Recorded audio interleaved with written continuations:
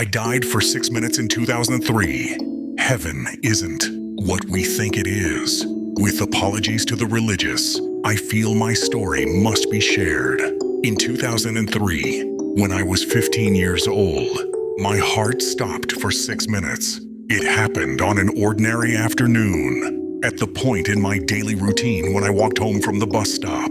In the 4 blocks between the corner where I hopped off the bus and my front door, I started to feel nauseous. It came on suddenly, without warning. I'd felt just fine all day. Ate a lunch of Bosco sticks and marinara sauce, something I'd eaten hundreds of times throughout high school.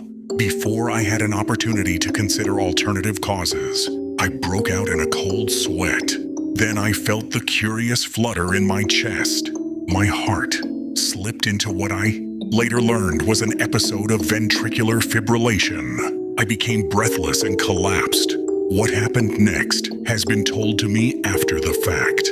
I apparently sprawled in the road, where a woman driving a hatchback nearly crushed my skull beneath her tires. Instead, she screeched to a halt, tried to rouse me, then dialed emergency services when she failed to do so. EMS arrived to discover my heart had stopped beating. I was dead, technically. They transported my body to the hospital, and somewhere along the way managed to shock my ticker back to life. Thus began a harrowing, weeks-long journey through the American healthcare system that led eventually to an ablation, pacemaker, and mountains of debt my family's still dealing with.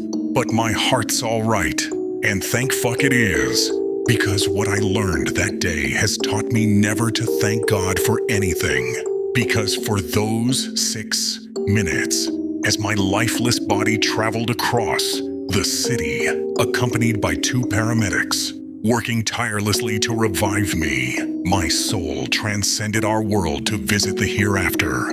During my visit, I learned things about our universe that I wish I hadn't. Perhaps in sharing my story, I might help our species prepare for what comes after we expire. It began with light, blinding, white, pervasive. It bathed me, calmed me. It was everything they tell you about.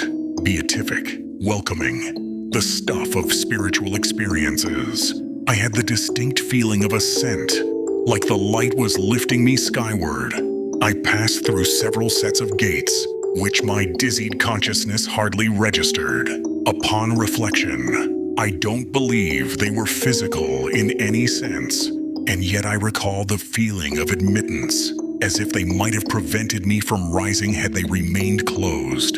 In any event, I arrived in a place without dimension, a place beyond reality. It only made sense while I occupied it.